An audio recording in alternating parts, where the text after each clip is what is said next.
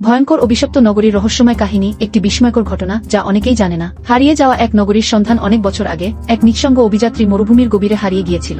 তার নাম ছিল ইলিয়াস। সে ছিল একজন প্রত্নতত্ত্ববিদ যার লক্ষ্য ছিল হারিয়ে যাওয়া এক রহস্যময় নগরীর সন্ধান করা, যাকে স্থানীয়রা শয়তানের শহর বলে ডাকত।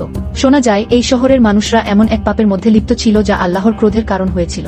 তারা এমন এক জঘন্য কাজ করত যা ইতিহাসের কোনো পাপের চেয়েও ভয়ঙ্কর ছিল। শহরের নিষিদ্ধ প্রথা, এই শহরের নাম ছিল জাবিরান, যা কয়েকশো বছর আগে হঠাৎ ধ্বংস হয়ে যায়। শোনা যায় জাবিরানের অধিবাসীরা ছিল চরম নাস্তিক এবং তারা আল্লাহর বিধানকে তুচ্ছ করে দিত। শুধু তাই নয়, তারা এমন এক ধ্বংসাত্মক সংস্কৃতি চালু করেছিল যেখানে মানুষ নিজেকে বিপরীত লিঙ্গে পরিবর্তন করত। অর্থাৎ পুরুষরা নারীদের মতো সাজত, নারীরা পুরুষদের মতো জীবন যাপন করত। তাদের বিশ্বাস ছিল মানুষের প্রকৃত লিঙ্গ বলে কিছু নেই, যে যেমন হতে চায় সে তেমনি হতে পারবে। তারা সমাজে এমন একটি পরিবেশ তৈরি করেছিল যেখানে স্বাভাবিক সম্পর্ককে ধ্বংস করা হয়েছিল এবং শয়তানি চর্চা চালু হয়েছিল। ইলিয়াসের বিস্ময়কর অভিজ্ঞতা। একদিন ইলিয়াস মরুভূমিতে খনন করতে করতে অদ্ভুত কিছু দেখতে পেল। বালির নিচে চাপা পড়েছিল এক বিশাল দরজা।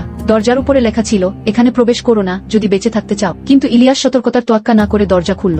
সঙ্গে সঙ্গে এক প্রচন্ড হাওয়া বেরিয়ে এলো, যেন ভেতরে কিছু ছিল যা শত শত বছর ধরে আটকা ছিল। ভেতরে ঢুকতেই ইলিয়াস দেখল শত শত জমাট বাঁধা মানুষের মূর্তি। তাদের চেহারা বিকৃত, তাদের চোখ ফাঁকা, কেউ হাঁটু গেড়ে বসে আছে, কেউ চিৎকার করছে, কেউ মুখ চেপে ধরেছে, যেন ধ্বংসের মুহূর্তেই তাদের শরীর পাথরে পরিণত হয়েছে। ইলিয়াস যখন আরো ভেতরে গেল তখন হঠাৎ চারপাশের বাতাস ভারী হয়ে উঠল।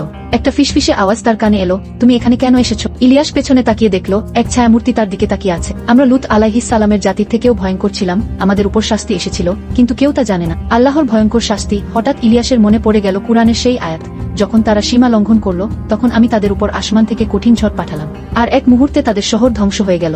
সূরা আনকাবুত আয়াত 29-40। ইলিয়াস দৌড়ে পালানোর চেষ্টা করল, কিন্তু দরজাটা বন্ধ হয়ে গেল। ভেতরে শুধু একটা ধ্বনি প্রতিধ্বনিত হতে লাগলো, যারা আল্লাহর বিধানকে উপহাস করে তাদের শেষ পরিণতি এটাই। তাই আমাদের উচিত আল্লাহর আদেশ মেনে চলা, ইসলামিক শিক্ষা গ্রহণ করা এবং সমাজকে সঠিক পথে পরিচালিত করা।